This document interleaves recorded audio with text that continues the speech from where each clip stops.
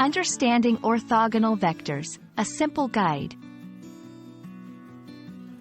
Hello, everyone. Welcome to our channel. Today, we're going to explore an interesting concept from mathematics that also plays a crucial role in computer science, physics, and engineering: orthogonal vectors. Don't worry if you're not a math enthusiast.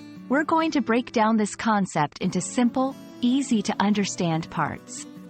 So, let's dive into the world of vectors and discover what makes two vectors orthogonal.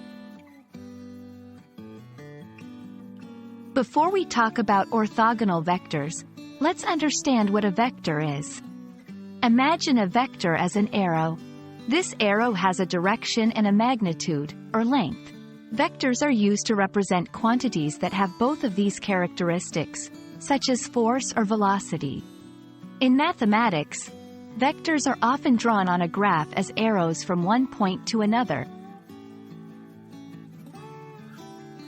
Now, onto the main topic, orthogonality.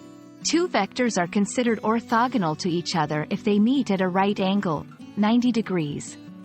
The term orthogonal might sound complicated, but it essentially means perpendicular, or at a right angle to each other. This concept is crucial because orthogonal vectors have special properties in mathematics and science, such as representing completely independent directions in space. To find out if two vectors are orthogonal, mathematicians use a calculation called the dot product. The dot product of two vectors is a single number that can tell us a lot about the relationship between the vectors. If the dot product of two vectors is 0, then we can say those vectors are orthogonal. This means that they have no component in common and meet at a right angle. You might be wondering why orthogonal vectors are so important. Well, they have many applications in real life and in various fields. For example, in computer graphics, orthogonal vectors are used to define the orientation of surfaces. In physics, they can represent forces acting in independent directions.